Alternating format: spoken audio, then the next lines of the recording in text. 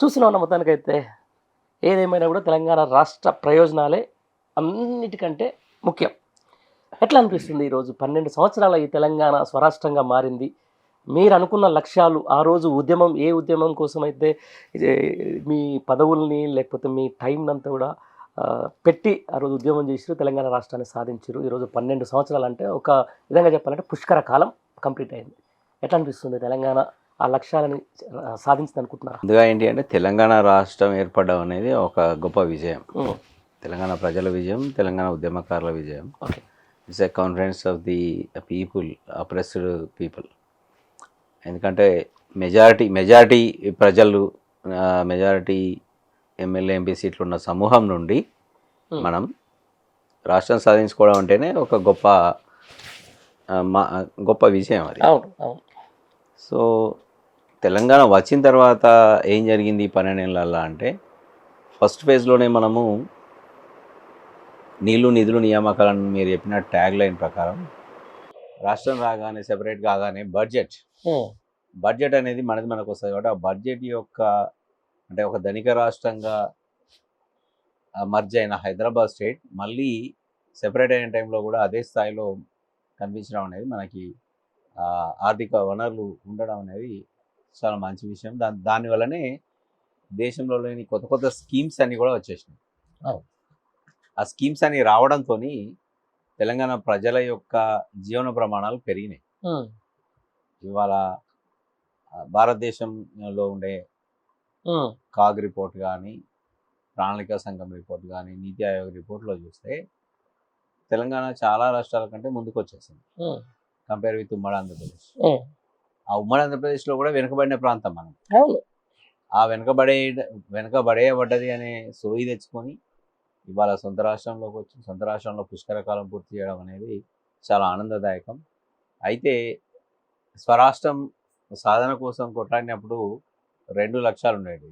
ఒకటి ఏంటి అంటే ముందు రాష్ట్రం సాధించుకోవాలి, తర్వాత రాష్ట్రాన్ని అభివృద్ధి చేసుకోవాలి, సామాజిక మార్పు రావాలి, తర్వాత సామాజిక న్యాయం కూడా జరగాలనే డిమాండ్ అప్పటి నుంచి ఉంది. ఉంది. అవును.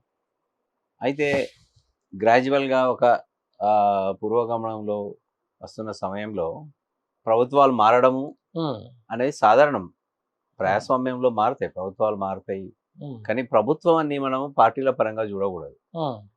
ప్రభుత్వం అనేది ఒక కంటిన్యూయేషన్. అవును. అది ప్రాసెస్ అదిగా అదే జీవనధారి, అదే శిరస్సు, అదే మెదడు గాబట్టి. అయితే ప్లేటో ఎప్పుడో చెప్పిండు. అవును. సోక్రటీస్ చెప్పి హ్మ్. ప్రభుత్వం అనేది ఏంటి అంటే ప్రజలకి అధికార గణానికి మధ్యలో ఒక డైలాగ్. అవును.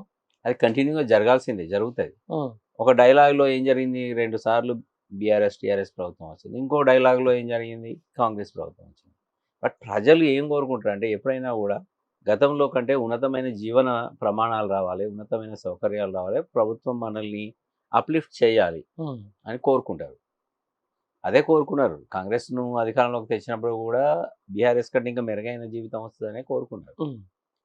కానీ పరిస్థితులు ఇప్పుడు చూస్తే అంత ఆశాజనకంగా లేవు. రైట్. తెలంగాణలో బుద్ధిజీవులకు కొదవలేదు. ఉద్యమకారులకు కొదవలేదు ఇక్కడ. చాలా అద్భుతమైనటువంటి తెలివి కల్లులకు తెలంగాణ ఒక వేదిక.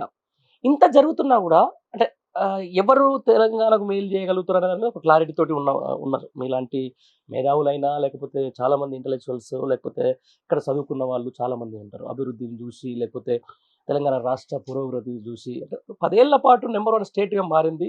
దానికి ప్రత్యేకమైన ఉదాహరణలు కాగ్ రిపోర్ట్‌లు చెప్తున్నాయి. ఆ తర్వాత అసెంబ్లీలో లాంటి లేకపోతే పార్లమెంట్‌లో గూడా ఇక్కడ ప్రశంసలు దక్కుతున్నాయి ఇక్కడ స్కీమ్‌లకు. ఇంత చేసినా గూడా ప్రజలు మళ్ళీ ఎందుకు మార్పు కోరుకుంటారంటే ఏం చెప్తారు సార్? ప్రజలు కోరడానికి ఆ టైంలో అనేక కారణాలుంటాయి. ఆ! అంటే ఆ సమయంలో ప్రభుత్వం మీద, సుదీర్ఘకాలం ఉన్న ప్రభుత్వం మీద కొంత విసుగు రావడమా? లేదా హ్మ్. ఆ టైంలో వాళ్ళు తీసుకున్న కొన్ని నిర్ణయాలు నచ్చకపోవడం వలన? హ్మ్. ఇదొక వైపు అయితే, రెండో వైపు ఏముంటదంటే శత్రువు దాడి. హ్మ్. మీరు ఇప్పుడు కొత్తగా ఏర్పడ్డ రాష్ట్రాలలో ఎక్కడ లేని ఒక పరిస్థితి తెలంగాణలో ఉంది. అవును. అవును. ఏంటి అంటే ఇప్పుడు ఆంధ్ర డీప్ స్టేట్ యాక్టివిటీస్ అన్నీ తెలంగాణలో నడుస్తున్నాయి. అవును. ఆ! ఈ డీప్ స్టేట్ యాక్టివిటీస్‌ను అర్థం చేసుకోవాలంటే చాలా కష్టమైన పని. అవును. అయితే వాళ్ళు ఏం చేశారంటే రెండవ టర్ము బీఆర్ఎస్ అధికారంలోకి వచ్చినాక బీఆర్ఎస్ పైన అధికార ఆహ్, యంత్రాంగం పైన ఒక దుష్ప్రచారాన్ని అండర్ కరెంట్‌గా మొదలుపెట్టిన విషయాన్ని ఆ పార్టీ వాళ్ళు గమనించినరో లేదో మనకు తెలవదు. ఆ! బట్ ఆ ఎన్నికల సమయం నాటికి అదొక పీక్ స్టేజ్‌కి ఎళ్ళిపోయింది. అది అండర్ కరెంట్‌గా అది గ్రామాల్లోకెళ్ళడం హ్మ్. అట్లా జరిగింది. కాకపోతే ఏంటి అంటే ప్రజలు ఎందుకు మార్పు కోరుకుంటారు అనే దానికి పార్టీలు సమీక్షించుకోవాలి. హ్మ్.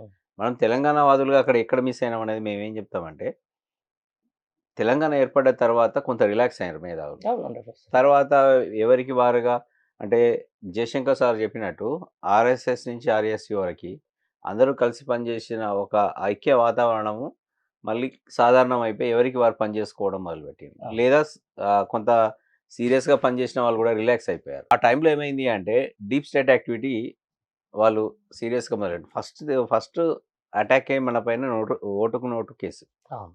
అంటే ఒక ప్రజాస్వామ్యబద్ధంగా ఎన్నుకున్న ప్రభుత్వాన్ని కూలగొట్టడానికి ఆంధ్ర నుంచి చేసిన కుట్ర. కుట్ర. అవును. ఎందుకంటే ఏ 2 పక్క రాష్ట్రాలు, దాయాది రాష్ట్రాలలో ఒకే ప్రాంతీయ పార్టీ అధికారంలో ఉండడం గానీ, పనిచేయడం గానీ జరగదు. అవును. జరిగితే అప్పుడు ఏదో ఒక రాష్ట్రానికి నష్టం జరుగుతది. అవును. అవును. సో, అట్లా చూసినప్పుడు టీడీపీ పార్టీ ఎప్పటికీ కూడా తెలంగాణ పార్టీ కాదు. తెలంగాణను వాళ్ళు ఆహ్, యాక్సెప్ట్ చేయరు. ఆహ్, ఇష్టపడరు. హ్మ్. తెలంగాణ మీద ఆధిపత్యాన్ని కోరుకుంటారు గానీ, తెలంగాణ మంచిని కోరుకోరు. అట్లా కోరుకున్నోళ్ళైతే వాళ్ళు కూడా ఒక 3, 4 టర్మ్‌లు అధికారంలో ఉన్నారు. అవును. మన తెలంగాణ పరిస్థితి ఏం మారలేదు. హ్మ్. టీఆర్ఎస్ పార్టీ అనౌన్స్ చేసేంత వరకి దేవాదులు ఎత్తిపోత పథకానికి శంకుస్థాపన జరగలేదు. అవును. ఎందుకంటున్నా అంటే తెలంగాణ వాయిస్ రైజ్ అయినప్పుడల్లా వాళ్ళు తెలంగాణను అభివృద్ధి చేస్తామని మభ్యపెట్టడమో లేదా అసలే చెప్తే మాటలతో చెప్తే వినరన్నప్పుడు కొన్ని యాక్టివిటీస్ చేయడం ఉమ్మడి ఆంధ్రప్రదేశ్‌లో జరిగింది. తర్వాత ఈ డీప్ స్టేట్ యాక్టివిటీస్ ఏమైనాయంటే ప్రతిపక్షాల రూపంలో, ప్రజా సంఘాల రూపంలో లేదా సోషల్ మీడియా రూపంలో హ్మ్. వాళ్ళ మీడియా అంతా ఇక్కడే ఉంది కాబట్టి దాని అవును. రూపంలో తెలియకుండా స్లోగా మొదలుపెట్టిండ్రు. దీన్ని రాజకీయ పార్టీలు గుర్తించి వాళ్ళు కౌంటర్ చేసుకోవాల్సి ఉండే. అదే ఉద్యమకారులుగా గూడా నేపథ్యంలో నుంచి వచ్చిన వాళ్ళు గూడా రెండో టర్మ్ వచ్చే నాటికి కొంత ఆహ్, ప్రభుత్వం పైన అయిష్టతతోనో, అసహనంతోనో లేదా దూరంగా ఉండాలనే వైఖరిని ప్రదర్శించడం అనేది ఓటమికి కారణమని మా మీరనుకుంటున్నారు. విశ్లేషణ.